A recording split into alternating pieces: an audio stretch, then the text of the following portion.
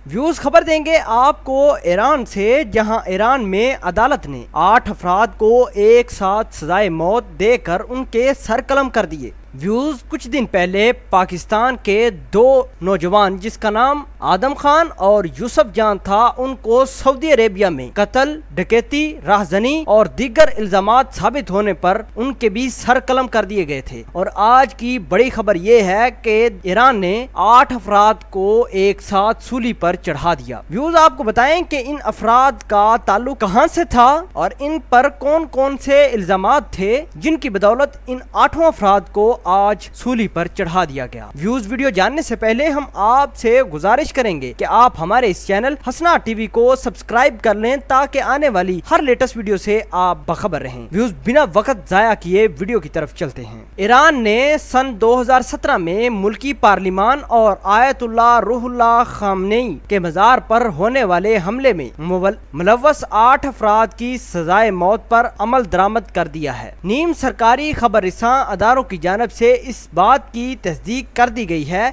कि इन अफराद को सजाए मौत दे दी गई है। 7 जून 2017 को तेहरान में पार्लिमान की इमारत और खमेनी के मजार पर दाइश के हमले में 18 अफराद हलाक और 50 से जायद जख्मी भी हो गए थे। हमले में मुलव्वस 12 से जायद अफराद के खिलाफ अदालती कार्रवाई अब भी जारी है। इस हमले के रद्द अमल में पासदाने इनकलाब ने मशरकी शाम में दाइश के ठिकानों पर मिसाइल भी दागे थे। व्यूज आपके ख्याल के मुताबिक इन हमले वाले अफराद जिन पर इल्जाम साबित हो गया है, इनको इबरत का निशान बनाना चाहिए या नहीं? व्यूज ऐसा करने से आपके ख्याल के मुताबिक लोग कानून पर ज्यादा अमल दरामद करते हैं या नहीं? क्या पूरी दुनिया में ऐसा ही कानून होना चाहिए जो हमले या दूसरी वारदातों में मुलव्वस हों उनको भी सूली पर लटकाया जाना चाहिए या नहीं? आप इस पूरी खबर को किस तरह देखते हैं? कमेंट सेक्शन में अपना इजहार ख्याल जरूर पोस्ट कीजिएगा। मिलते हैं एक नई वीडियो में, तब तक के लिए आपसे इजाजत चाहते हैं। अल्लाह निगहबान।